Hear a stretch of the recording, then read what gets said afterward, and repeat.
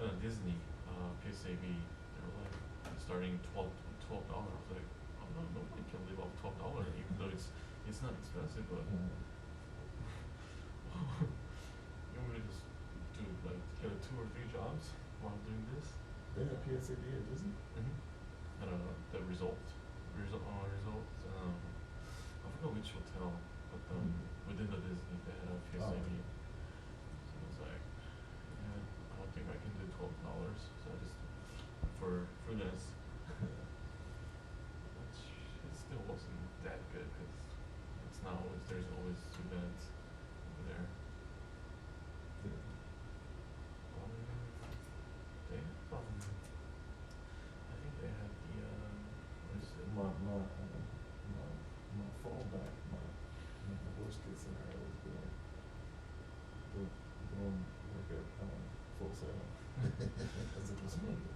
I mean, like, cause when I was there, the not the instructor but the assistant instructor, I guess, they said they make pretty decent money. I couldn't trust them, but they were like, we make pretty good money. I was like, I think they were making close to 50.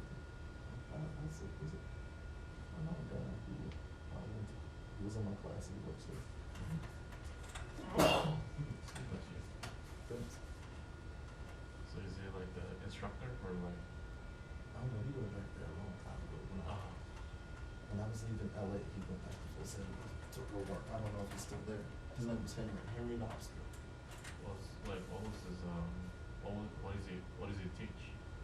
I don't know what he went back to teach, but I know he was recording arts.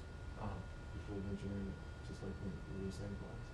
Yeah, I don't think I never seen the instructor. There. Because when we were in California, he was a guitar tech for a time.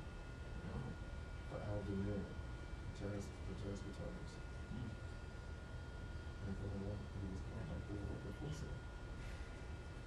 Yeah, I know. Like those. I know there. There's like the 3 levels, like assistant, instructor. Why did I turn this off? But then instructor, and then there's like a, I guess head of the department. Yeah. I know they make good money, but an instructor, I think they make good money too. But assistants, how much they make? Like 11 instructors and stuff. But I know. But then I know how to because it's the hours are crazy. You know what I mean? And I'm like, if I want to go on vacation or something, I want to just be able to go. Like here, tomorrow, not next week, this week I wouldn't do that. But let's say I can work one day and the next day I'm like, no, I don't want to go on vacation. I just want to leave and go on vacation. I don't want to be, oh no, you can't go because we got this and I don't want to be held down like that, you know? Yeah, and there was one instructor who was he was the teaching instructor, the what is it, like show production 101, like the introductory program. He was there and he went to PRG, that it's like live show company. They recently bought VER or a couple of years ago. But yeah, he was working there, and then I guess because he was an instructor. He was not the head of the department, but he was an instructor. And then by looking at them, like, so I guess the VRE or our PRG, they pay him more than him being an instructor there. So I don't know how much they make, to be honest. Full Sail has like good connections though.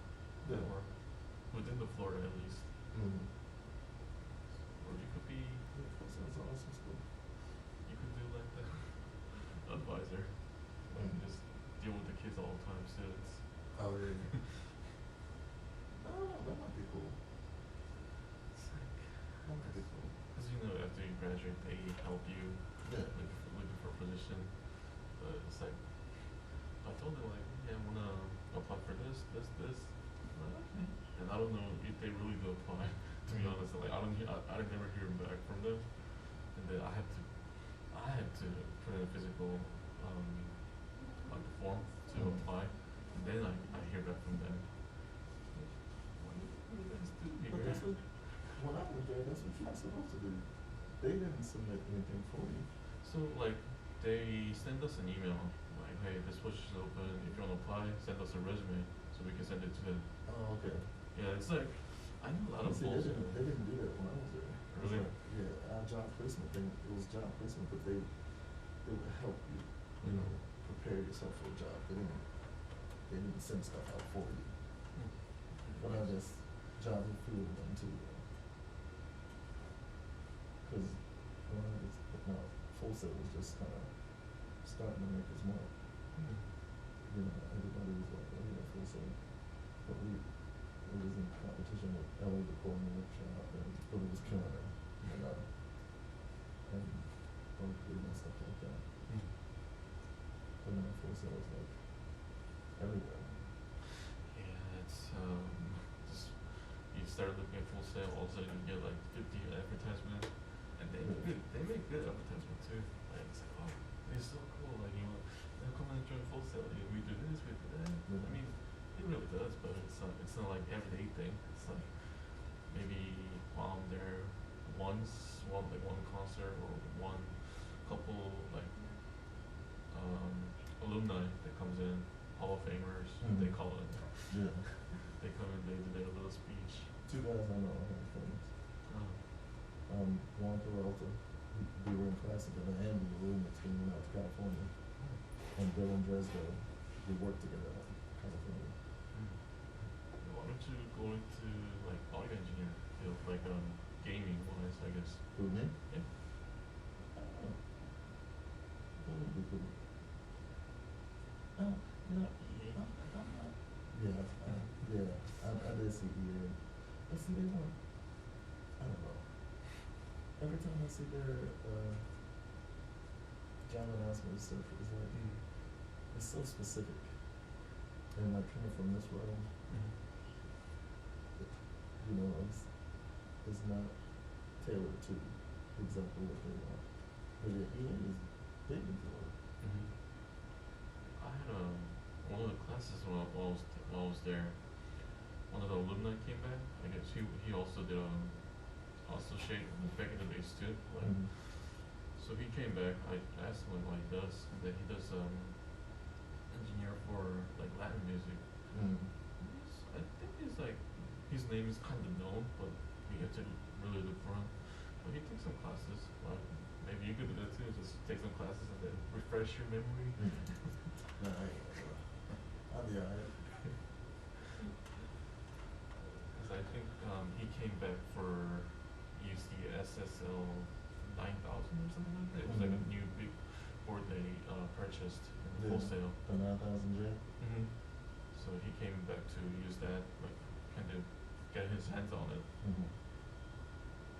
Yeah, that's the cool thing about Full Sail too. So you can audit any class, so you can come back for free. Especially if it's a class that is now in your curriculum that wasn't there when you were a student. So I'm like, shoot, I know there's a bunch of classes added to the core notes.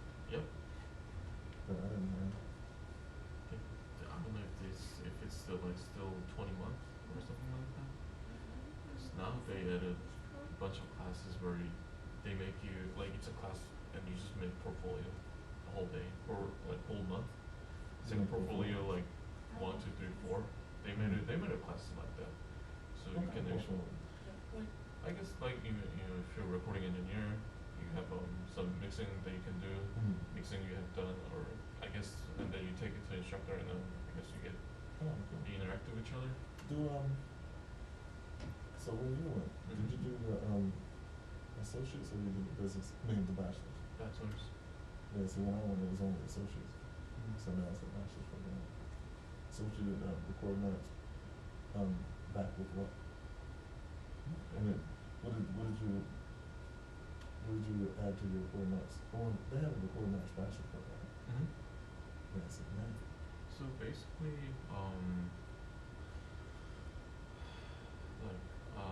if you do associate, you get all the introduction program. Mm-hmm. Like for that, so for the bachelor's, you go beyond advanced. So advanced like audio production, Yeah, see, game they audio. didn't have audio production, they didn't have game audio. Mm-hmm.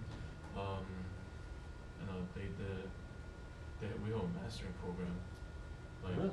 so basically, so it's kind of connected. Like the month before you graduate, 2 months, you actually like you have to bring your own bands. Like if you know there are a lot of musicians and they want to record, Mm-hmm. you bring them in and you set up the studio for them, mic them up, and then you mix for them, and then you you export that, and then with that export file you actually go into mastering room, and then you master that mix. So that's like a couple things that I was not really interested in. Mm-hmm. Like you pretty much go through the, when the band comes, you talk to them, like what kind of music they want. Do you still do anything music wise now? Since you're, nothing? Cause it's like so when I went to Nashville, I was actually doing intern at a Blackbird studio, which was really nice. Like they actually have an academy too. Mm-hmm. But while I was there, I pretty much then done what I was doing like the last 2 months or last month, that mixing, preparing for the band. Mm-hmm. So I set as an intern, like we set up the room, we set up the board, and then like set up the snacks and stuff to runs. Mm-hmm. But I was doing that. If I was still there, then I probably would went to do a mastering too, because they have a mastering studio, Mm-hmm. like 5 or 6 of them. I probably would went there to also refresh my memory in mastering. But yeah, after I got out of Nashville, I haven't done any mixing or even touched the Pro Tools Oh, wow. since then. Yeah, I use Logic at home. I still make beats, producing. But the hard thing is trying to find artists. So I got all these beats at home. Like, I need some knockers. I'm just start releasing the beats on DistroKid. I'm putting out. Just music. I was kind of looking into recording studio too, just kind of refresh my memory, and then just kind of want to learn a little bit more, little bit mixing as well, because I kind of forgot all about it. So I've been looking in this area, DMV area. There's nothing. It's like, because there's so many studios, but Everything's moving home base. and also I don't know if they're like they're really new, they're really fresh, or like I don't know if they have a really good credits. Like they work with some bands, but like Blackbird. The only place around here, like when I left California, I came back here. It was like moving from an abundance of studios to a dried up lake. What is it? Like, so like say, how, like if you go with somebody where there's a lot of water, there's water all around, and you come over here, there's no water. That's what you got. Like an abundance of studios and have nothing here. So I was working at this one studio, Omega. Oh, I heard that. They have a school too, right? Yeah. Oh, okay. And trying to compete with Full Sail. And then I did that, so they wanted to know what I know. So they had me sitting on one of their MIDI classes and take the test. I was like, dude, I aced all this stuff. I was like, it's MIDI. I'm like, yeah, I went to Full Sail. But I got so bored with this studio because I wasn't really doing anything. They didn't have any. They were leaning more towards school than they were recording. Gotcha. But then even when they were recording, it was really low. And then, people that knew I was from Full Sail, so they were already hating. So, like the student that was he didn't like me for that was Full Sail. He was from the time he thought he was Full Sail because he went to Omega. I'm just here for work. I drove because I lived, at that time I was living in Annapolis. You know, that was all the way in, Bethesda? yeah, out in that area. Like And that's Nevada okay. County. Yeah, so I drove an hour, literally, to trying to get all this stuff. Over an hour, yeah. But yeah, it wasn't good. Like, if I knew about the BlackBerry, I probably went there, cause there's like cut to the points, like no BS English composition or all this math class. They just kind of go from pretty much all the stuff that you like you deal with the board. So it has a lot of similar curriculum, but you start in the studio, it's like day one. Oh, They really? just At full time? no Blackbird. Oh, Blackberry City. Blackbird Studio, yeah, they have an academy. In Nashville. And it's only a year. But you don't get the same degree though, once you do the skill set. Yeah, they do certificate, but Yeah. they actually, cause since Blackbird has like a huge network, they actually like do like recommendation to other studios. Like if you wanna go to Kelly, if you wanna go to a certain studio, they can actually write your recommendation. My cousin, I have a cousin who was going to Full Sail, Oh. and he quit and went to another school. I'm like, dude, why'd you quit Full Sail? He didn't like it. He couldn't stand it. And I think it's because he just wanted to do audio. He wanted to be a producer. And, doing all the introduction to media arts, all the other stuff, he wasn't for all of that. I'm like, dude, you want to be well-rounded in this industry. You don't want to. And now he went to the other school, and now he's not doing anything in audio. Is he still interested, like doing audio stuff? Tell him about the Blackbird, cause it's a lot cheaper. Well, he already got his degree. Oh, okay. He went to another school and got his degree. Some school in Arizona, I think. Oh, I think I know that school, cause it's really similar to Full Sail too. But towards the end, like they give you bachelor or associate too. Towards the end, they like for graduation requirement, you have to go to the studio and do intern for I think 6 months. So when I was doing intern at Blackbird too, some guy came from that school, and then that's part of their graduation program. And I know it's a lot cheaper than Full Sail too. Yeah.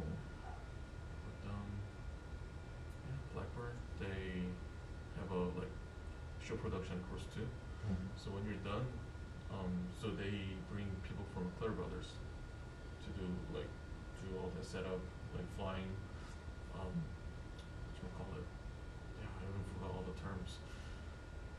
Like putting up truss and everything. Trusses and fly systems. So they teach you all this stuff, and then at the end of it, they'll actually recruit them and go straight to Claire Brothers to work with them, because their guy came and then they taught them. So And that's the thing. I just wanted to work in the studio. I did not want to work in live sound. When I was going to Full Sail, a lot of people were like, "Oh, live sound." I don't want to do concerts. I mean, that wasn't my thing. I was like, I want to be in the studio, create music, and make music. But now, what I want to do, go back to Florida and put like apartments or houses, buy houses here in Full Sail and rent out the rooms to students. yeah, you can make a good money. They don't pay a lot of money because they don't have no dorms. Nope. I can't believe how it's gonna be a full-fledged university and like, they still don't have a dorm. Did you ever get like, your house broken into while you're there? Cause when I went, they Florida, cause they know like they give out magnets and stuff, like all this equipments. So the first day I was there, I had an apartment right in front of the Full Sail. It was like $800 with everything included. So I was like, okay, it's pretty nice. So first day I got back from school, I see my door is flying open. I was like, did I not lock the door? Because I always lock it, I double check. And as I get close to my house, I I see the door frames and kind of busted. So I was like, man, somebody broke into my house. So I was like, okay, let me see what they took. So they took my camera, my laptop. Like I had like some anything small. Like they were quick. They were in quick, and then they were out. So I was like, man, because you. Did you by yourself? Yeah, I couldn't tell because you're in the school for like 8 hours. So I don't know when they broke into my house. I was like, man, this is like a. I went down there. I was married to my first wife at the time. We had a kid, so we lived in a place called the Shoals Apartments, but it changed the name now. It was off of Paloma Avenue, I think it was. There's like, It was yeah, I know there's like 2 apartments right there. Woman, what's that, big road that gosh, I forgot the name of it. on 436. Cimarron Boulevard. Yeah. I know there's a bunch of apartments out there. Yeah, but mine was further going towards like it was like Paloma and Goldenrod. Oh, So it was further down, like almost like you're going towards UCF. Yeah, I know where that is. Yeah, so it was right across from basically there was a Dash-In convenience store right there on the corner, but it was basically across from the Publix. Oh yeah. So it was a Piggly Wiggly and a Roma. It was a Winn-Dixie or something like that. It was a Winn-Dixie and then closer to Cimarron. Then when you go further down, it was Publix. Yeah, we never had no problems out of that place. We were there for a year and a half almost. Yeah, because I left there and like my wife and son there. I went to California, then I came out about a month or two after I got to California. Yep. I guess it's my welcome to Florida. I was so like, I wasn't pissed. I was surprised. Like, who really broke into the house like that? Yeah. But the good thing was I had the rentals insurance. No, that's good. They were like, no, you might want to think about the renters insurance because of flooding and everything. I was like, yeah, why not? Because it was like only like $20 a month. Yeah. Yeah, do it. Right as I moved in, I had to use it. I got lucky too. There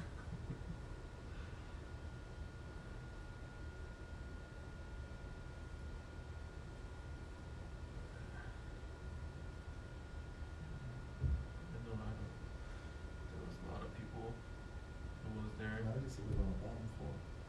Yeah, I was in the first floor too. Yeah, Maybe that's why. And I had a sliding glass door. As a yeah. It's crazy. That location was actually nice because they have I don't know if you know, but they have a Costco right in front of Full Sail. Yeah. So Costco over there. There's Walmart right next to it, going down towards the south. From the school. When I was there, Full Sail was only the main building, the glass building. It was just that. Oh. Only that, and it wasn't even the whole building. Jeez. It was just part of that building. Wow. And now when I go back there to see they own that whole building, they got the studio lot in the back. They got the coffee shop area. They got the wrestling ring area. Oh yeah. I'm like, this place is. I was like, damn, this place is amazing. Because you have to pay like over $50,000 to just go there for 2 years. Yeah. That's something. And Gary Jones is still there. Thinking to myself, if you make that much of money. Does John Phelps still own it? John Phelps. He's the owner of Full Sail when I was there. Then I'm not too sure. Yeah, John Phelps owned it. Gary Jones was like the president, and Gary Platt was another. It was three main guys. Gary Platt left and went to California and tried to start his own school. Secretary General State. Mm-hmm.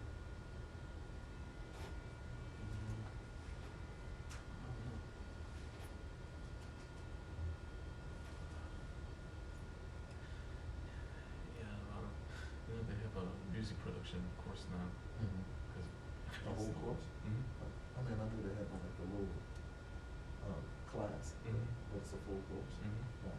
I guess some people complain like, you know how people they come in like, yeah, I'm here to make beats, Mm-hmm. and then like they go through engineering courses and like yes, they're like, this is not what I want. I want to make music. So I guess they've been hearing that for a while. They make their own course, music production. So it was kind of funny. No, that's good. No, because that's the motivation of a lot of people every day. Hmm. But they should have done that a long time ago. Though. Yeah. So, cause I'm pretty sure they know. But a lot of kids want to make music. Mm-hmm. But, Yeah, I mean, that's a whole, more people know about producing instead of engineering, you know, I mean, that's the path that they want to do, the producers. I know when I went, that's what I want to do. Mm. I didn't want to be an engineer. But I was like, yeah, same, I need to learn the same stuff, you know. Yeah, when I went, it wasn't really clear because I kind of went to the show production, Mm-hmm. but then like because the name is so different, like it's so new. What's a show production? Mhm. Like, so I just ended up taking the audio, the recording arts, recording, but then. Yeah, and you still get show production in that. Mhm. So like, I think first 3 months. Now they have a complete writing course, right? Lighting course? For show production. Yeah, yeah, it's tied into show production. Mhm.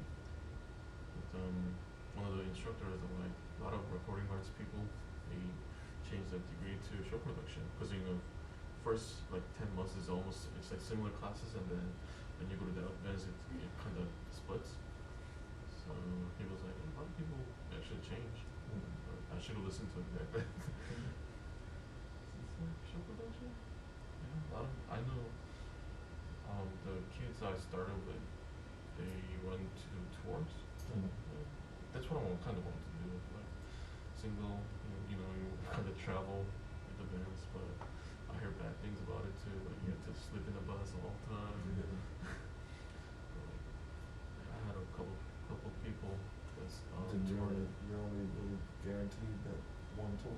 You Mhm. know, after the tour, you gotta reinvent. You know, you gotta find a new job. People who's with like Clear Brothers, VER, PRG. I mean, like they're the renting company, so they always have like some gigs to do. Yeah. I haven't seen any guys who got picked up by artists, like they tour with them all the time. I haven't seen them yet. I heard stories about them. They still get paid even if they don't have tour because they don't want you to go away. They don't want you to find a new artist. Yeah, they got you on retainer or something. Mm-hmm. So, that sounds cool. I want to do that. Yeah. But I have I to. don't like that because I think it's still it's not stable. Mm-hmm. Nothing I want stability. That's why I ended up coming back out here from California. Like when I was working at the VER, the warehouse, Mm-hmm. two of the guys came in, like one my, I guess supervisor, and one was the lead of the department. I asked them like, you guys are doing a tour, why'd you guys stay and then decide to come to like warehouse? Like they were making good money. Mm-hmm. Like I know teammate of our department. Oh, yeah. He was a FYH for this one band, and he's been with them for 10 years. So I was like, Well, depending I on asked him this like how much route, his rate was. that's why. He's like, well, I don't take anything less than $60 a day. It's not that cold in here today. I guess they could hire him too. I brought my Like he's blanket and pro at everything. it. It's not that Like, cold. He's No, been it's doing it for a long I know time. for a He long can make time. good money, but Nick. It's still not. he It's said, still not every day for the year. You know. Watches here. Ups and downs. I don't remember doing on vacation. I yeah. think they just need a new battery. I know it's 210. No, it's What do you mean? got thrown across the room at one point. Like, Oh, not, by I your didn't have to worry daughters? about anything. Yeah. No Matt So- today? No, that.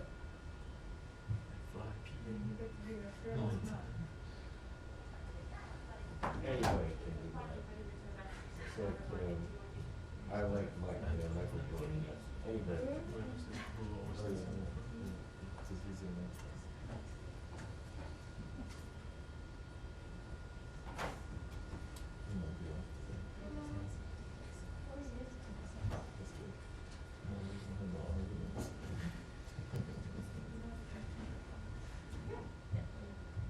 They take days off. Just say, "You did a job."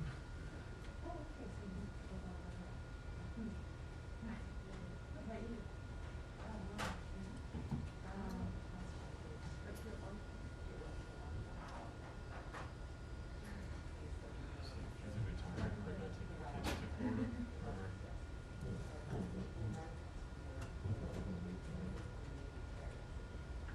Nice. My thing is I'm trying to just do a summer high school and move down there and buy another house all in the summer. Or go up this, move down there and buy a high school, live in a rent my high school. So do you like use VA home loan with them, or just convention? Well, that's all we're gonna ask you to. But if I sell it, I'll use it, I'll do it really down there. And then the money I make from selling this one, I'll buy a rent, another rent. So is it true that every time you use VA, like the closing costs or like one of the prices goes up every time? That's what I heard. I forgot. Yeah, you have to pay, you have to pay fees for the set, for using it multiple times, but I have the disability, so Oh, so you don't have to pay for I that. don't have to.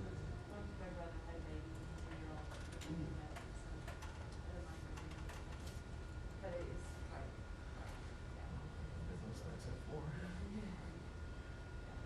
4 o'clock. Last time was 4 o'clock, no, 4:15, we're supposed to start, but we ended up starting like 4:30.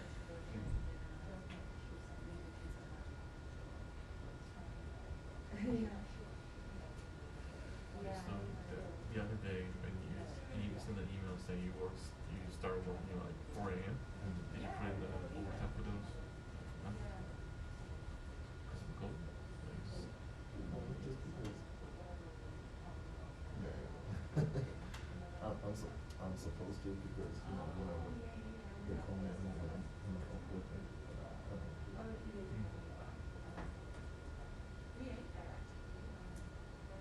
Yeah, last night I was emailing at 1:43 in the morning. Because they called me and like, Tony, can you look at this equipment and approve it? And blah, blah, blah. I'm like, I look at the quote and I'm like, they don't give me any make the model numbers of the equipment. All it says is, in Vietnam, they're the worst with product teeth, like equipment teeth. They said, interpreter consoles, interpreter microphones, interpreter radiator. Like, what brand is it, dude? How do I? You guys aren't showing me a picture. You're not telling me what brand it is. How do I know that you really have this? So I'm like, Yes. okay, approved. Because they were like, because everything's in quarantine right now, and they're like, you know, we really need this kind of movie. I'm like, all right, well, they say they have it. Approved. So is Anthony doing a quarantine for like 2 weeks or a couple days? No, he's not gonna be there 2 weeks. He's gonna fly down, go straight to the hotel, and they're gonna stay in the hotel. My old, Jim,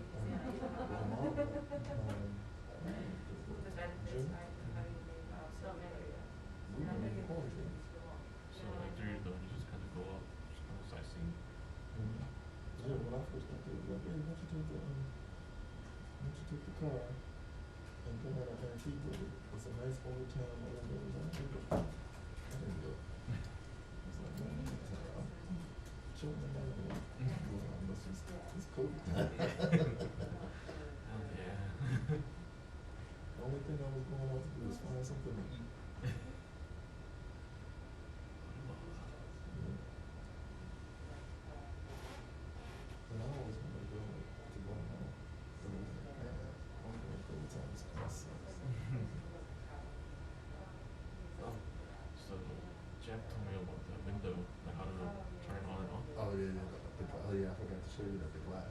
So The is small there plants. time that you turn that window off and kind of make it clear? So Yeah, okay. after the break.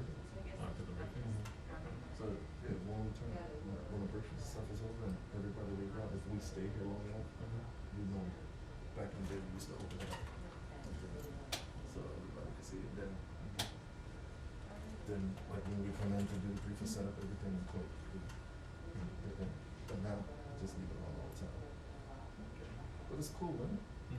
It's like, you don't never normally see something like that. It smokes up real quick. I was like, somebody sold them that.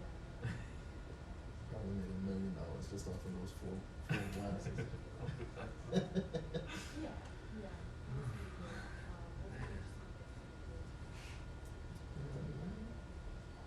Just close it in. It's supposed to be moving. Put in some information on what you might know. You don't need to see out there. Just don't even put up glasses. Just Yeah. those. Yeah, These. You just gotta have a solid wall.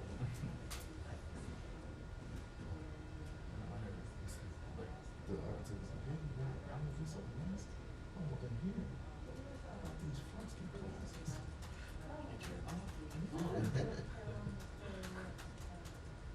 He made a big commission on that, I'm sure. The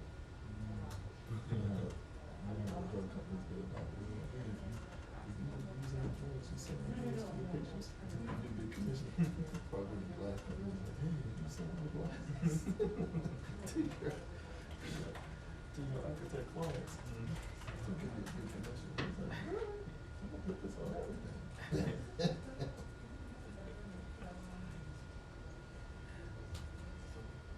Does that glass ever goes kind of bad or kind of? He's never, 18 years in, he's always worked. Wow. Also, that's been there ever since you started.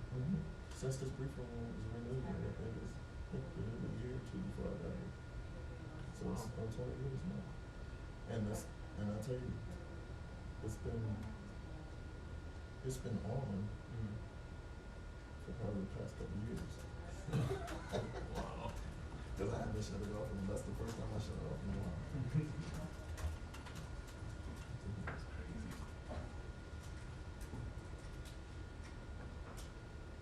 Because it used to be routine, like turn it on and turn it off. Now it's like, just leave that shit faster. I don't know how to get cool in here.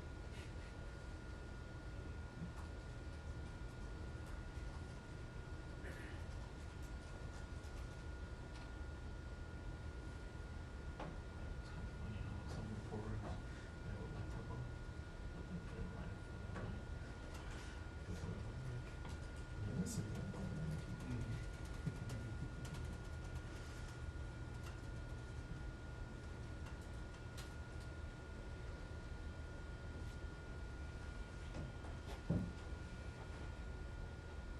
So what do they call topper? Not a teleprompter. Top is just the message at the top of the briefing. Oh. So when he comes out, he gives his top remarks. That's what the top is.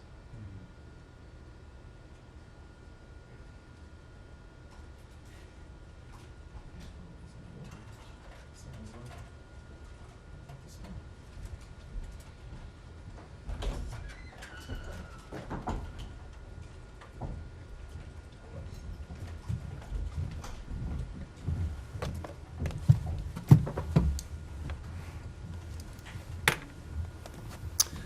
Good afternoon, everyone. First, of course, an update on Afghanistan. As you've heard, we've evacuated approximately 13,000 people on U.S. military aircraft since August 14th, and we've relocated more than 18,000 since the end of last month. The U.S. military evacuated 5,700 people in the last 24 hours alone.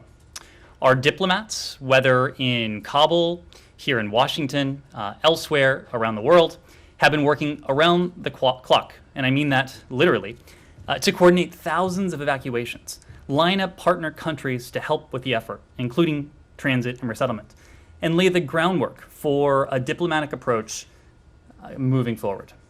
We're focused on safely getting as many people out of Afghanistan as quickly as possible. And of course, our top priority is the safety and the security of the American people. To do that, we have set up an unprecedented task force with the sole goal of locating and offering guidance to any U.S. citizen who may be present in Afghanistan and who wishes to depart. Hundreds of consular officers from across our Bureau of Consular Affairs and our posts worldwide are taking part in this effort. This task force uses all available data to contact U.S. citizens who may still be present in Afghanistan to determine how best to assist each one of them. Each U.S. citizen who has contacted us and who may still be present in Afghanistan will receive a personalized communication, and in many cases, that's a phone call, to determine their present location and potential interest in repatriation. U.S. citizens requesting assistance who have not already completed what's called the Rapid Assistance Request Form, which is available on the embassy's website, should do so as soon as possible. We encourage all U.S. citizens in Afghanistan to enroll in the Smart Traveler Enrollment Program, regardless of if they need assistance, so that we can be in a position to communicate important information going forward. Second, I'll share an update on our ongoing intensive diplomatic efforts. Over the past several days, we have mobilized a global effort through diplomatic channels to evacuate U.S. citizens, personnel from partner nations, and of course at-risk Afghans from Kabul. We extend special thanks to our partners around the globe who have been instrumental in this operation in all of its many parts. Bahrain, Denmark, Germany, Italy, Kazakhstan, Kuwait, Qatar, Tajikistan, Turkey, the UAE, the United Kingdom, and Uzbekistan have been or will soon be transiting Americans, or in some circumstances, others through their territories to safety. Albania, Canada, Colombia, Costa Rica, Chile, Kosovo, North Macedonia, Mexico, Poland, Qatar, Rwanda, Ukraine, and Uganda have also made generous offers regarding the relocation efforts for at-risk Afghans. We deeply appreciate the support they have offered, and we are proud to partner with them in our shared support for the Afghan people. We are very encouraged that other countries are also considering providing additional support, and this is something on which we will continue to be focused. Finally, this morning, Secretary Blinken participated in a virtual meeting of NATO foreign ministers to discuss the ongoing security and humanitarian situation in Afghanistan, as well as our joint efforts with NATO allies and other partners to safely evacuate our citizens and our Afghan allies who may be at risk. The allies agreed that any future government must adhere to Afghanistan's international obligations, safeguard the human rights of all Afghans, and that includes, of course, women, children, and minorities, uphold the rule of law, allow unhindered humanitarian access, and ensure that Afghanistan never again serves as a safe haven for terrorism. Secretary Blinken also conveyed his deep appreciation for Allied sacrifices and commitment over 2 decades alongside us in Afghanistan, as well as our enduring commitment to the alliance going forward. One additional element before we get to your questions. Today, in concert with the United Kingdom, the United States is imposing additional costs on the Russian Federation on the 1-year anniversary of the poisoning of Russian opposition figure Alexei Navalny, which of course was used with a Novichok nerve agent. Together with our allies, we condemn the August 2020 attempt on Alexei Navalny and subsequent actions intended to stop his efforts to hold the Russian government accountable, including his imprisonment in January of this year. It's clear that Russian officials targeted Mr. Navalny for his activism and efforts to reveal what are uncomfortable truths about Russian officials' corruption and his efforts to give voice to Russian citizens' legitimate grievances with their government and its policies. Our actions today, which were exercised by the U.S. Departments of State, Treasury, Justice, and Commerce, send a clear signal that there will be no impunity for the use of chemical weapons, including for the individuals and the organizations involved in this case. Any use of chemical weapons is unacceptable and contravenes international norms. The United States calls upon Russia to comply with its obligations under the Chemical Weapons Convention. We reiterate our call for the Russian government to immediately and unconditionally release Mr. Navalny. The department also submitted a report to Congress today, pursuant to the Protecting Europe's Energy Security Act of 2019, or PISA, as we call it, to continue to address Nord Stream 2. As a result, 2 Russian entities will be sanctioned, and 2 Russian vessels will be listed as blocked property. As we have said, the administration continues to oppose Nord Stream 2 as a bad deal for Ukraine and a bad deal for Europe and a harmful Russian geopolitical project. We remain committed to implementing PISA, even as we take steps to reduce the risk an operational NS2 pipeline would pose to European energy security and the security of Ukraine and frontline NATO and EU countries. With today's action, the administration has now sanctioned 7 persons and identified 16 of their vessels as blocked property pursuant to PISA in connection with this Nord Stream 2 project. The administration continues to work with Germany, with Ukraine, and other allies and partners to implement the July 21st joint statement that we agreed to with Germany on support for Ukraine, energy security, and our climate goals. Today's actions send a clear signal to Russia that the United States is united in our commitment to impose costs on Russia for its aggression and malign activities, and to support a more secure and sustainable energy future for Ukraine and our partners in Europe. With that, I don't know where to begin since we're missing our front row, but please. Just have a couple questions on numbers. In his speech today, the president said that the U.S. was making the same commitment to Afghans. He mentioned SIV applicants, people who had worked at NGOs, other vulnerable Afghans, as he was making to U.S. citizens. Do you have a general estimate of how many people would be included in that universe of potential evacuees to include all those groups of Afghans? Well, let me take this in turns. As you know, we have a commitment to the American citizens who are in Afghanistan. We have spoken of our enduring commitment to those Afghans who have worked with us, and that includes our locally employed staff, that is to say, those who worked with us at our embassy in Kabul, as well as the many brave Afghans who partnered with the United States government over the course of some 20 years, in many instances putting themselves or their families at risk. This so-called SIV program is a program that this administration has prioritized from day one, and we've made very clear that we are committed to doing all we can for these brave Afghans and their families. When it comes to American citizens, when it comes to our locally employed staff, and when it comes to a certain segment of the SIV population, that is to say those SIV applicants who have completed stages of their security vetting process, we have reached out to them and we have instructed them to consider traveling to the Hamid Karzai International Airport. Now, each one of these universes, numbers are, precise numbers can be difficult to discern. We know in the SIV population that there are a number of Afghans who have completed what's called the Chief of Mission stage and who have completed part or all of the security vetting stage. Those are the SIV applicants that we've reached out to. When it comes to, and of course, their dependents. And so you know that SIV applicants are eligible to bring a spouse and minor children as well, which of course adds to the tallies. There have been a lot of questions, of course, about figures when it comes to U.S. citizens. And so it's worth offering just a bit of context there. I think, as you know, Nick, whether the country is France or Afghanistan, the State Department doesn't track the movement of American citizens.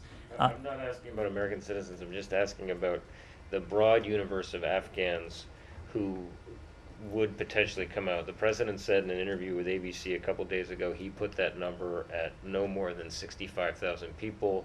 There was a statement today from one advocacy group that said that the U.S. should consider airlifting out about 200,000 people. There's some estimates that there may be as many as 500,000 people who need to come out.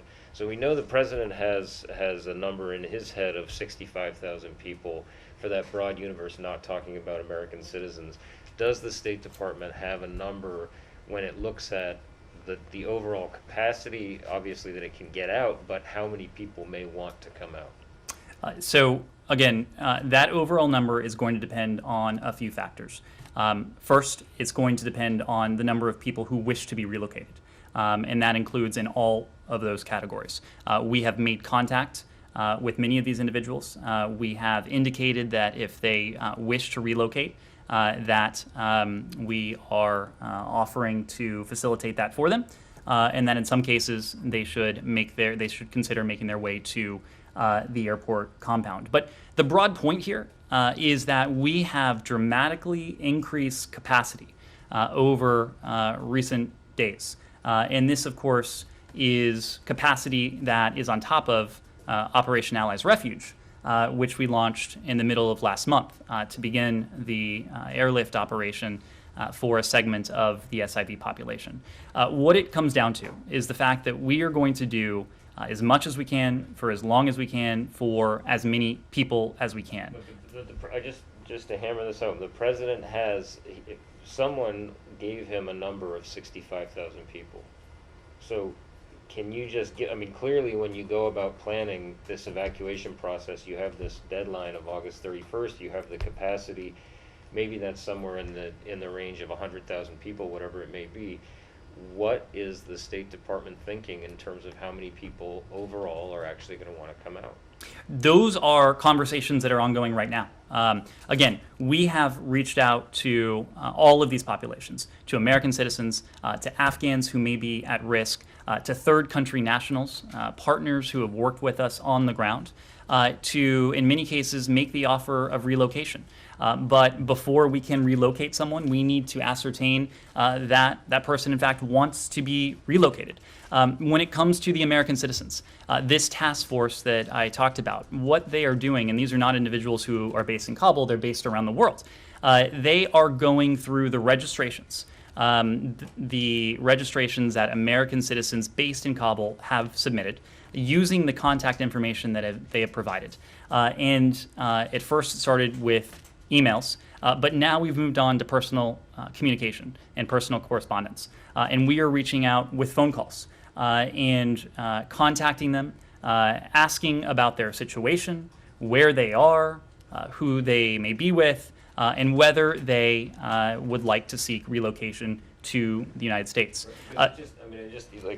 You guys are in a situation now where you have this deadline and you have the promise from the president. I just don't see how those two things can be squared if you have this promise from the president to help this massive group of people, but you have essentially now an 11-day deadline to get all that done. How are you going to do it? We have, as you've heard from the Department of Defense, tremendous airlift capacity. That capacity has increased by the day.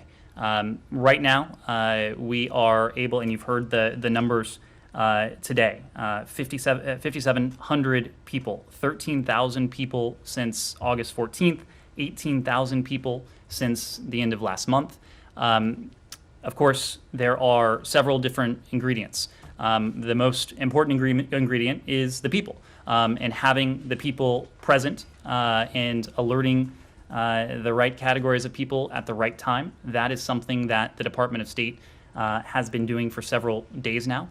The airlift capacity is another element of this, and DoD has spoken to their ability to increase that capacity over the past several days. But then the transit sites. As you know, many of these individuals we've been able to relocate have been going to Doha, Qatar, of late.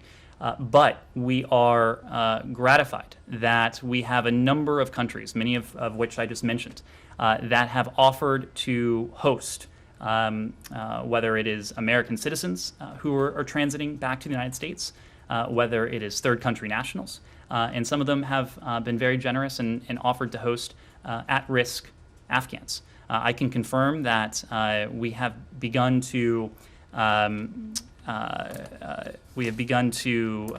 transfer people from Doha.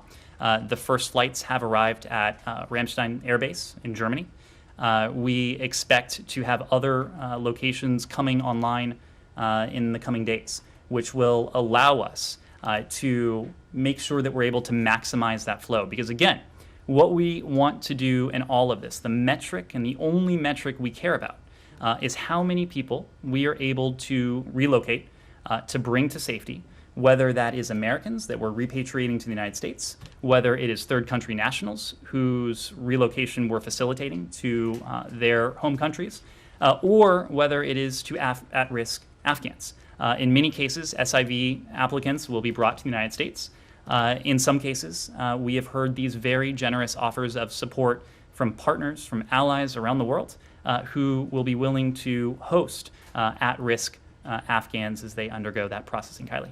Okay, so can you just list the countries that are right now receiving these U.S. evacuation flights? Just list, and then we'll move on. So we will actually have a statement from the Secretary where he's going to be in a position to offer some additional detail on this. But as you know, many of these individuals have been going to Doha to date. The first flights have now landed in Ramstein Air Base. Bahrain has agreed to host and has been playing host to some of those we have transferred from Afghanistan. And you will see in a statement from the Secretary, I would expect later today, there is a broader universe of countries that have agreed to host either at-risk Afghans, American citizens, or third country nationals. But we're now almost a week into this evacuation effort. As of today, there's only one country that is definitively accepting these U.S. evacuation flights. So what does that say about your guys' process behind this? Well, that's not accurate. There is one country where at-risk Afghans have been going. We have been at this for some time now, since the security situation in Kabul began to deteriorate. Among those we've evacuated in the past week or so have included members of our embassy team, American direct hire employees. But at-risk Afghans are the majority of the people that we're talking about here. So if you only had one country that up until this date has agreed to accept those Afghans, why was that the case? What happened? Well, Kylie, as you know, we have, and DoD has spoken to their tremendous capacity here in the United States to host SIV applicants at military bases, and they've spoken to this in terms of tens of thousands. My colleague at the Pentagon was just speaking to this, so it is not the case that there is only one location for at-risk Afghans. As these operations have started, Only one foreign country that's accepting at-risk Afghans at this moment. Is that correct? There is, first of all, we have relocated to the United States 2,000 SIV applicants under Operation Allies Refuge. Doha has very generously agreed to host these at-risk Afghans as they undergo their processing and continue on to their final destinations. In many cases, that is going to be the United States if they are SIV applicants. So Qatar is not intended to be a long-term location for any Afghans, for any Americans, of course, for any third country nationals. And in fact, flights have already started to take off from Qatar to bring people on a commercial basis, on a charter basis, to the United States in the case of American citizens, to Ramstein, as I mentioned, for others. And we're going to have additional capacity coming online very soon, in addition to the military bases here that, as you've heard from the Pentagon, can host thousands upon thousands of at-risk Afghans. Laura. So I missed much of Kirby's briefing today, but can you bring us up to speed on what exactly happened today with regard to the flights and the thousands? I think one of the generals said that it was in the thousands of Afghans who were delayed for 6 hours today when they were alerted that Doha had shut down. So is Doha, is the site in Doha, has it reopened? Is the throughput at equilibrium yet, or are all of those flights now headed to Ramstein? Well, the status of the facility in Doha didn't change. It just reached a point where we thought it imprudent, the military thought it imprudent, to continue relocation flights from Kabul to Doha until we were able to move some of the individuals in Doha to other locations. Is that still the case? No, that is not the case. And again, you'll need to talk to my Pentagon colleagues about this, but they briefed that there was a brief operational pause. That pause has now ended. As I was telling Kylie and Nick, we have now been able to transfer individuals from Doha to other locations, including to Ramstein Air Base. I should also say that this is not just a purely military relocation effort. When individuals arrive in Qatar, especially U.S. citizens, they have charter options, they have commercial options, and that will continue to allow us to relocate individuals with some alacrity from Doha, and even more so now that we have additional sites coming online, have already come online, and will come online in the coming hours and coming So days. just to clarify, the people who were flown to Ramstein today, they came from Doha. It was not that they went from Kabul to Ramstein. That's They correct. went from, the flight still went from Kabul to Doha, and there were flights from Doha to Ramstein, That's right? correct. Why That's not right. just go from Kabul to Ramstein? This is an operational question better directed at DoD, but my understanding is that it is more efficient, including for fuel purposes, if the flights go from Kabul to Doha. Yes, definitely. I'll come back to you, Connor. Is that okay? Yeah. Can I just clarify something Sure. from the top quickly? You listed countries where Americans and some others will transit through. That's right. Are they flying directly to those countries listed from Kabul or are transferred from Doha?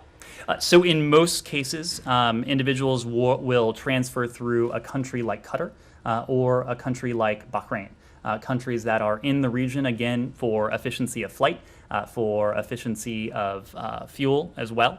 And then from those locations, if they are American citizens, for example, there will be charter options, there will be commercial options. Some of you may have seen that some State Department charters have already arrived and have been arriving in the United States over the past hours, and so that will continue. Connor. On the pause that Lara was asking about, the president said that it was because they didn't have enough people to make sure that they were processing the arriving evacuees. Is that a failure of this department to have enough consular officers on hand to process as many people as you had coming in? So, Connor, what I'll say is this is a complex operation, the likes of which haven't been attempted. When I say it's complex, it involves the Department of Defense, Department of State, Department of Homeland Security, primarily in that context. So it's a matter of transporting people from Kabul to Doha. It's a matter of having facilities like the one in Doha, like the one in Ramstein, like the facilities that will be coming online elsewhere. But there's also a DHS component to this, because in Doha, there is immigration processing, there's biometric processing that is taking place. And so there are a number of steps that individuals go through before they transit from Doha. But again, Will that continue now, or will people just get off of one plane and get on another when they're heading on to? our goal is to make these intermediate stops, like the one in Doha, as brief as possible. Our goal is to have people reach their final destinations, whether that is the United States, whether that is another third country that has generously agreed to open its doors, to open its borders to those at risk and needing refuge. And so that will be our goal. Follow up on this. It's important to have these agreements, but it's also important that people have access to the airport. And it continues to be the case that many Afghans and many American citizens and lawful permanent residents as well have not been able to get through. Are you denying, is the administration denying, as the president did earlier, that is the case?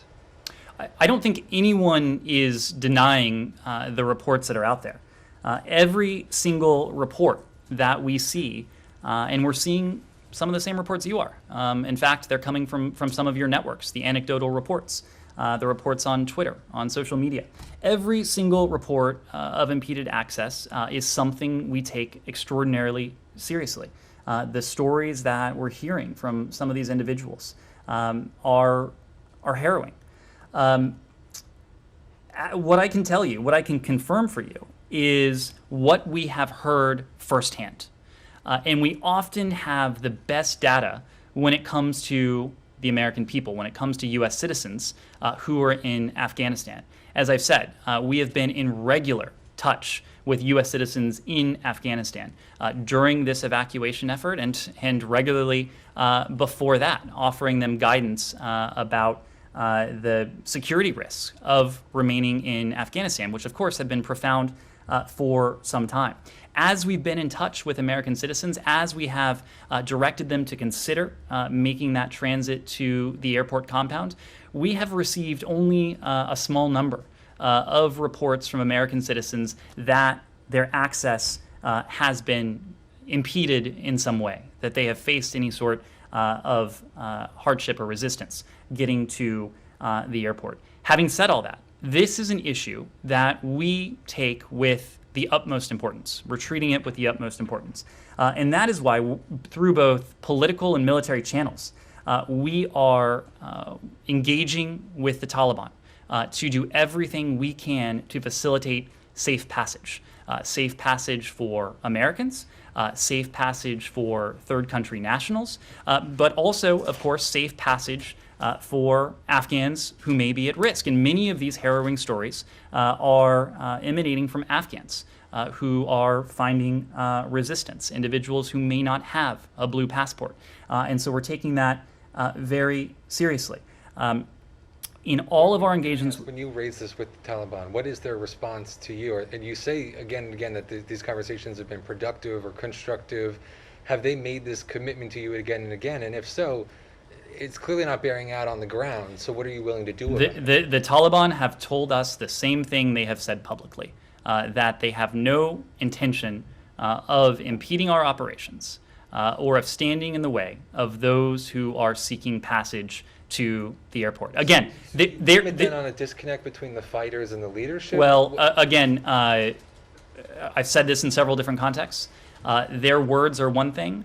The only thing that matters to us are the actions. But on day 5 now, their actions have shown that they're not willing to give people passage. Well, who do not have US again, Connor, we can only speak to our firsthand accounts.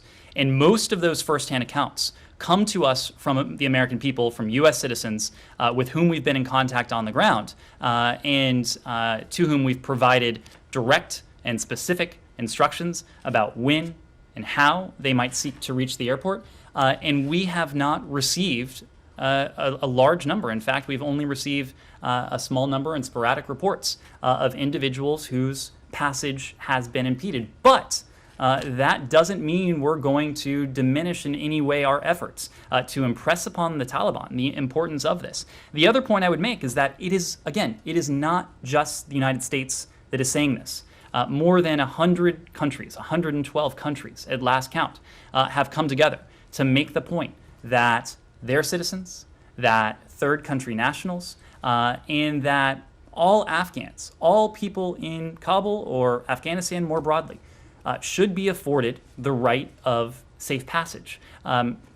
We have been nothing but clear with the Taliban. They know that where we stand on this. They also know of the severe and significant consequences should they seek to disrupt our operations or seek to threaten, seek to inflict harm upon our people. I can tell you, and this is relevant to the question. The special representative remains in Doha. He has continued to be in contact with the Taliban political office leadership that remains there in Doha. We have a military channel, as we've talked about as well, and we've impressed this upon them in both channels. For what it's worth, the Taliban, relevant to the ability of people to leave the country going forward, have assured us that they will allow Afghans who wish to leave the country to do so after August 31st. They at least profess to agree with us that a functioning, secure, and operational airport is essential to the well-being of the Afghan people and the maintenance of the Afghan economy. We agree with that.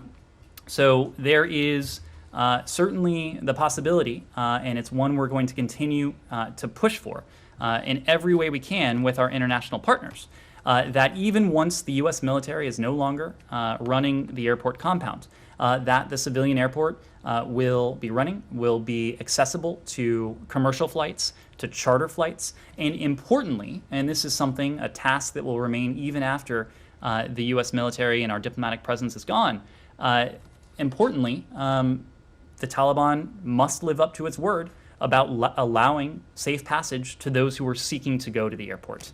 Let me just, for fairness' sake, please. Let me just follow up on this point. So the president said that any Americans who want to leave they just have to show their passport, I presume, at the checkpoints that are controlled by Taliban. So does this apply to the SIVs, that they go to the same checkpoint and say, please allow us, we're going to the airport because we work with the Americans, considering that the reports that actually Taliban is compiling a list of everybody who worked with the U.S. Army. Does this make sense to you, that the Taliban will allow them safely to exit and go to the airport? What it is, it's something that is of profound importance to us. Whether or not it makes sense to the Taliban, we have him, and they say that they get it. They say that they will allow safe passage to anyone who wishes to reach the airport. Again, these are the words of the Taliban. We take them for what they are, but we are going together with our international partners to do everything we can to see to it that they make good on their word, and at the same time that they understand the consequences of not doing so. Now, of course, American citizens do have, in many cases, a blue passport, and that may get back to the point that we were discussing earlier, namely that when it comes to those firsthand accounts, the number of reports we have heard directly from Americans about an inability or a risk they faced in transiting to the airport, those have been relatively small. We've seen the reports, you all have seen the reports of Afghans who have been harassed, who may not have been allowed safe passage. I can tell you that we are providing very specific, precise instructions to everyone we are in a position to relocate. That includes American citizens, that includes our locally employed staff, that includes third country nationals, that includes Afghans at risk, and within that category, the special immigrant visa holders or special immigrant visa applicants. To all of these individuals, whether or not they have a blue passport, we are providing them with an official document that it is our expectation will facilitate their safe passage to the airport. This is something, again, that we take extraordinarily seriously. Our international partners on the ground take it extraordinarily seriously for their nationals, for those who have worked alongside them in Afghanistan. And we are saying this with one voice to the Taliban and making the point in unison, in a chorus, that there will be accountability should the Taliban not live up to this commitment. Yes? So what's the punishment if the Taliban doesn't meet its commitment? What's So- the punishment? So part of this is where the international community will stand as a large bloc, and we're starting to see the international community signal very clearly that we are going to speak and we are going to act as a bloc when it comes to the Taliban. Over the course of the past week, there have been any number of multilateral and international gatherings where this same message has rung true. Just this morning, and I mentioned this in the topper, the Secretary took part in a meeting of the NATO foreign ministers on Afghanistan.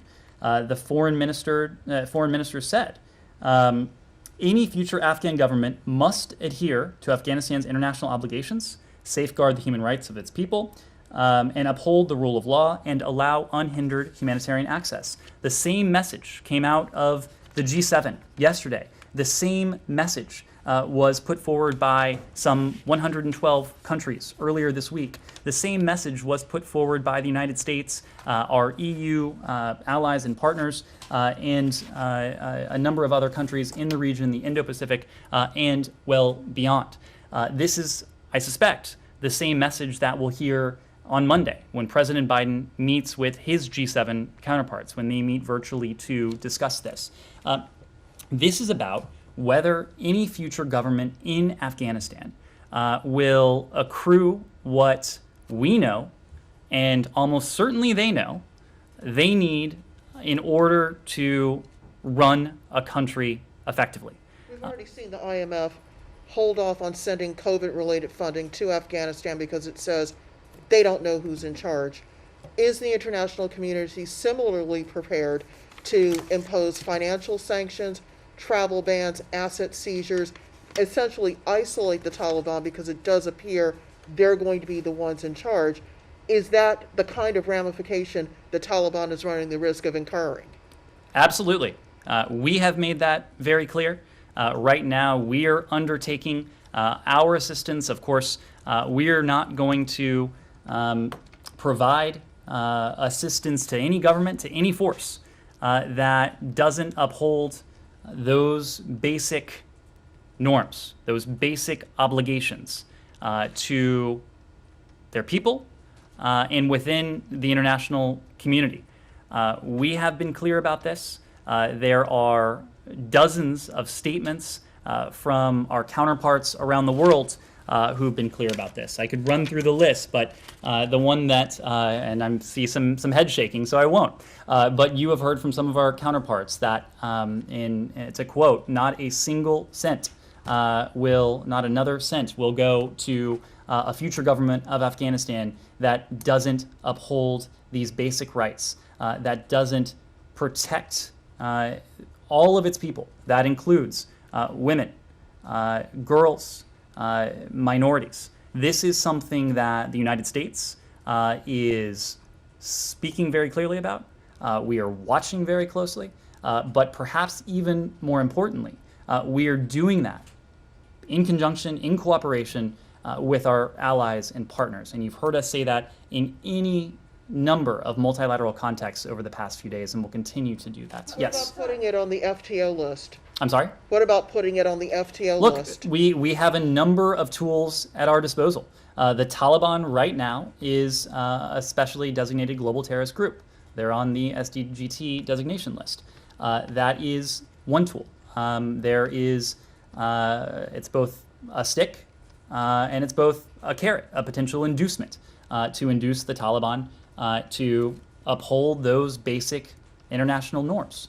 The basic rights of its people. But the FTO list, other sanctions, that's one single tool. The United States has many different tools. Acting together with the international community, with the UN, we'll have a number of different tools. Yes? Sorry, there was a report just now that the defense secretary told congressional leaders that Americans were beaten there. So can you confirm that first off? And this is the first indication of what yet to come by the Taliban. Again, every single report, whether it is an American citizen, and we are in direct contact with American citizens, we take those extraordinarily seriously, or there are reports we're seeing about at-risk Afghans who may be impeded. We take those extraordinarily seriously. It's difficult for us to speak to reports that are anecdotal, that may be on social media. The reports we can speak to are those. The defense secretary told congressional leaders, according to Politics Just the reports we can speak to are those reports that we have heard firsthand, because we are in regular, constant communication with American citizens on the ground, providing them guidance, providing them instructions. So oftentimes we do know the most about what American citizens are faring, but I'm just not in a position to confirm specific reports from here. Yes? 2 dozen diplomats at the embassy in Kabul sent a dissent cable in July directly to the secretary. On that same call with House lawmakers this afternoon, the secretary said that he received that cable and read it in mid-July. Why were there no preparations for a smoother transition? I will come to that because we do not agree with that premise. But let me start with just a broader word about how we approach this generally. We believe that constructive internal dissent is valuable. It is something we welcome. We believe it to be patriotic. We know it to be protected. And we have full confidence that constructive internal dissent makes us more effective. And that's why the Secretary has pledged, and in fact does, read every single communication that comes in through the dissent cable. Not only does he read it, he contributes and approves every single reply that goes back. More importantly, and to be very clear about this, we are determined to incorporate the channel's constructive and thoughtful ideas into our policy planning, into our contingency planning. That is always, always, always, to your question, what we do. We're also committed to the integrity of the channel. We want our employees to know that this channel is protected. This is a channel where they can express their candid, unvarnished thoughts and analysis to the highest levels of this department without fear of retribution, without fear of reprisals, and that's precisely why we don't comment publicly on these messages, even when they may not be classified. So that's the backdrop. When it comes to the SIV processing, when it comes to contingency planning, let me make a couple points. As you know, we've had an opportunity to discuss this in this room and in other venues in recent days. We have gone to extraordinary lengths to expand our capacity to process special immigrant visas over the course of this administration. I mentioned this yesterday, but it's relevant to this discussion. When we took office, not a single SIV interview had been conducted since March of 2020. Now, of course, this was due to the COVID protocols that were in place. But within 2 weeks of this administration taking office, those SIV interviews had restarted. As of earlier this month, we were processing more than 800 visas per week. That is an increase of more than 8-fold. We were at about 100 visas per week as earlier this year. And that doesn't happen by accident. That was the result of steps that the department took, that President Biden took. President Biden issued an EO that ordered this department to take a holistic look at this program and to streamline it, to make improvements, which is precisely what we did. It is also a function of the support we have had from members of Congress, because again, this is a 14-step program that is defined in statute. And so we have to work in partnership with Congress on this in terms of the programmatic details of it, but also the budgetary implications. So by earlier this month, we had been able to increase our processing 8-fold. And we did that in spite of a COVID outbreak, in spite of a program that was in some state of disrepair when this administration came into office. I mentioned this yesterday, but there was actually an Inspector General investigation into the SIV program mid last year. And it was pretty blunt in its findings. Chronic understaffing, a lack of a single coordinating figure, an interagency dynamic that included not only the Department of State, Department of Homeland Security, other departments and agencies that made the processing less than streamlined. On top of all that, the increased throughput in terms of visa processing, we in mid last month announced the launch of Operation Allies Refuge. And this was the effort to bring to this country SIV applicants who had completed a certain stage of the security vetting process. That effort is now very much still underway, although in a different form. I say all that not to suggest that we have accomplished what we sought out to do. Far from it. There is a lot of unfinished business here, and in fact, in many ways, the most important elements of this project are ahead of us rather than behind us. Because right now, working together with the U.S. military, we're in the midst of an airlift operation that, at least to my mind, is largely unprecedented. And it is a reflection of the commitment we have to SIV applicants, that not only have we followed through on that commitment to grant them the visa, which is what the SIV program was envisioned to do, but that we are in the midst of an ambitious operation to actually bring them to the United States. So to be clear, every time we get a constructive idea, whether it is at the table in a policy meeting, whether it's from our counterparts at a different department or agency, or whether it's through the dissent channel, we incorporate that into our planning. It is fair to say that by last month, of course, there was quite in-depth contingency planning. Contingency planning was something that we started for Afghanistan early in this administration, knowing that we faced a series of important dates, with May 1, the decision that would come before that, and the retrograde operations that would come after that. So the contingency planning, the scenario planning was already very much underway. Every single good and constructive idea was fed into that. It made us better, it made us more efficient, and ultimately it has allowed us to serve our Afghan partners even more effectively. I have a constructive idea. It's actually coming from our colleague from CBS News, who says that she's interviewed multiple green card holders who are sitting in Doha in what looks like a gym. They're not being allowed to leave.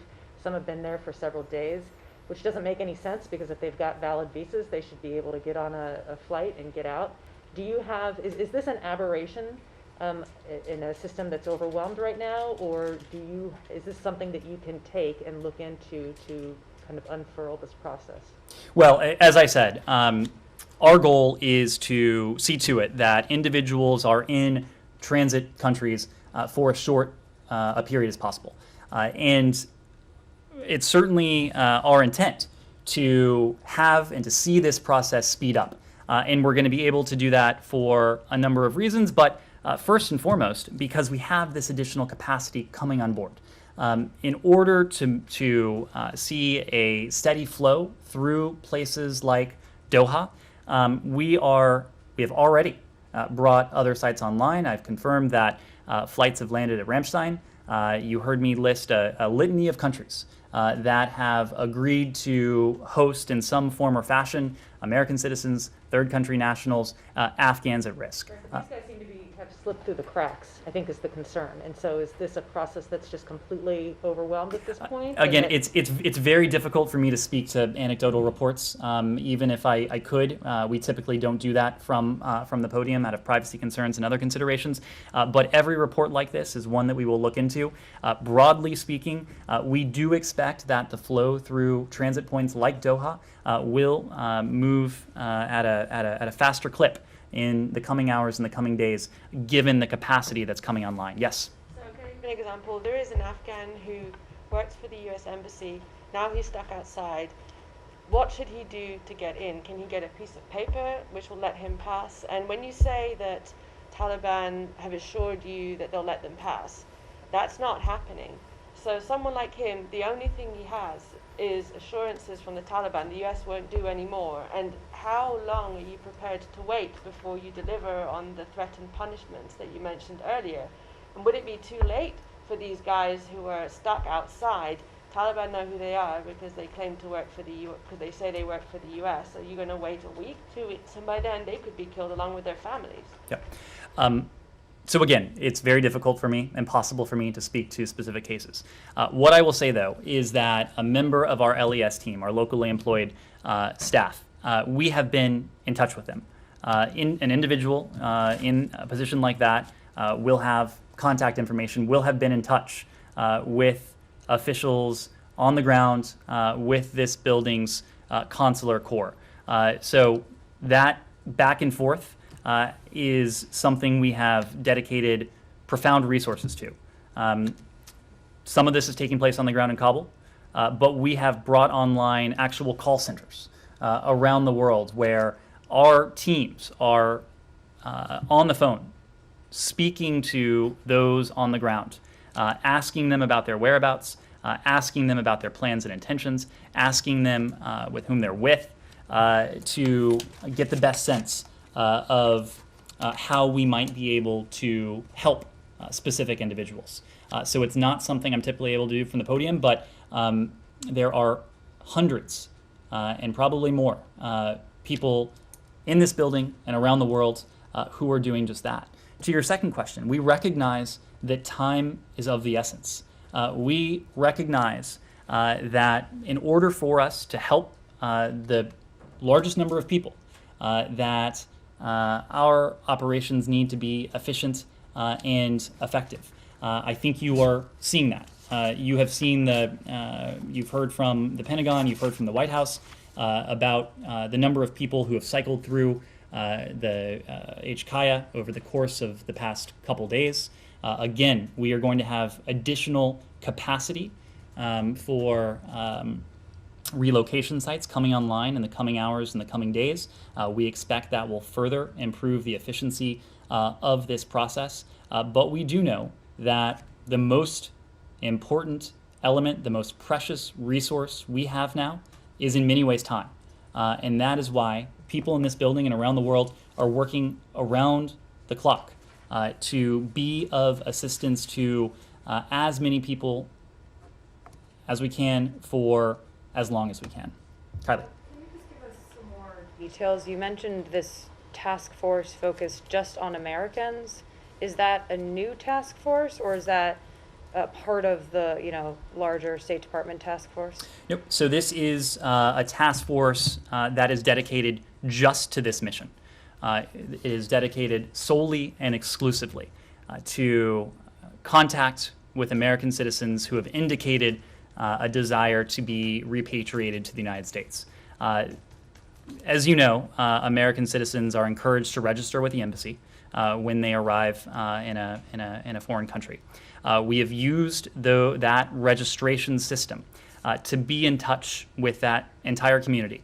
And some people who aren't in a country like Afghanistan actually use that registration system to get updates from the embassy in Kabul. So even the number of people who are registered for a system like that isn't precisely reflective of the number of people on the ground. On top of that, you have Americans who come and go. And it was certainly our encouragement and over the past several weeks, warnings to private American citizens that they should leave Afghanistan, given the deteriorating security situation. We have urged them to do so since for months now. For weeks now, we have warned them to do so. So this task force is following up on the primarily email communication that we've been in with these American citizens. And it is to find out precisely where these individuals are, if they would like to be repatriated. Do they have any family members with them? How might they be able to relocate to Kabul or to HKIA if they're not in the Kabul area? So this is a very personalized, it is a very tailored approach to provide as much assistance as we can to every single American. Because again, that is our priority, to offer repatriation services to every single American who wishes to come back here. So is this just a State Department task force, or is this interagency? This and is when you are, sorry, yeah. It's a Department of State effort. Okay, and once you have that information, are you sharing it with the U.S. military? And is the U.S. military now going out and getting any of those people to bring them to the airport? Because there are reports of U.S. helicopters now leaving the airport in Kabul to go get some Americans and Afghans. I am going to let my colleagues at the Pentagon discuss what they are doing now. Of course, the president referenced an effort to bring a number of Americans, 168 Americans, across the perimeter. But when it comes to what we may be in a position to do to assist Americans, we will do everything that we responsibly can to assist Americans. What we're talking about now, this task force that is actually, we're calling these American citizens, but we're also going to be in a position to text them, to continue emailing them, every conceivable form of communication. This is indicative of that. We're not ruling anything out, but again, right now we are focused on ascertaining where these Americans are, the condition that they're in, how many people they may be traveling with, and what their desired plans are. And are you sharing that information at all at an interagency level? Look, if it will prove useful to our interagency partners and it's appropriate to do so, we will. But right now, we are trying to ascertain the universe of Americans who may be interested in relocation and the ways we might be able to assist them. Take a final question or two, Daphne. There's been an increasing number of reports of Taliban targeting the press. Is the United States, in its conversations with the Taliban, asking them not to interfere with journalists and allow them to work freely? And I just have a quick clarifying question, again from the top. Sorry. You said most flights would go through a country like Qatar before going on to the dozen countries you listed. Are there any cases where flights are going from Kabul to any of those countries directly? In almost all cases, I don't want to be categorical here because we don't want to rule anything out. In almost all cases, certainly the cases I'm aware of, these flights are going to the nearby transit countries, again, as a way to maximize the flow, as a way to reduce the burden on the fuel supply at HKaya. When it comes to members of the press, this is, and I'll address this on a couple levels. I know I and all of my colleagues in this building, we have been in touch with many of you, with your news organizations, in some cases with your Afghan affiliates on the ground. And we actually do have an element here in this building that is focused squarely and exclusively on efforts to relocate members of the media, because we do recognize there is a rather large, it's smaller now than it was several days ago, but there's still a rather large contingent of media representatives on the ground in Kabul. We have been gratified that a number of journalists have been able to safely relocate from Afghanistan. We, of course, saw the statement that the New York Times put out, I believe it was yesterday. We have been in regular touch here on the ground in Kabul with news organizations and individuals who fall into those categories in order to offer every bit of assistance. Now, you asked a slightly different question, and the question you asked was reports of Taliban harassment of the press. This is something that we do take extraordinarily seriously, and we take it extraordinarily seriously on a couple levels. One, it's the basic matter of freedom of the press. The press, whether it is in Kabul or Washington, D.C., or any other country or city around the world, should be able to report without intimidation, without harassment, without threat. And every single report that contravenes that is a matter of great concern. We are also taking note of, and we've seen this from some of your colleagues, the reports that members of the press have been impeded in their passage, in their safe passage, what should be their guaranteed safe passage through the city and to the Kabul International Airport. That is also something, those reports, that we take extraordinarily seriously. We're raising this on all levels with our interlocutors, and we'll continue to do that. Yes? A bit different question about the peninsula. The State Department announced the special envoy to North Korea, Sung Kim, is visiting Seoul tomorrow. So could you give any details of the talking point of his meeting with South Korean officials? And also, does he have any plan to contact with North Korea directly during his visit? Well, you are right. We did confirm earlier today, I believe it was, that Special Representative Kim will travel to the ROK, South Korea, from August 21 through the 24th. During his visit, he'll meet with his counterpart, that is the Special Representative for Korean Peninsula Peace and Security Affairs, No Nyuk-duk, and other senior South Korean officials. They'll, in the context of those discussions, discuss the situation on the Korean Peninsula and continue to plot a coordinated way forward. As you know, we have emphasized the role of our allies when it comes to our collective efforts to advance our shared goal, and that is the denuclearization of the Korean Peninsula. It is why Secretary Blinken went to Japan and South Korea as his first overseas trip. It's precisely why the heads of state of Japan and South Korea have both visited the White House. We know, and we have determined through the course of our North Korea policy review, that one of perhaps the most effective approach will be an approach that relies on coordination and acting in concert with our allies and partners, and certainly the ROK is one of those very important allies. Connor.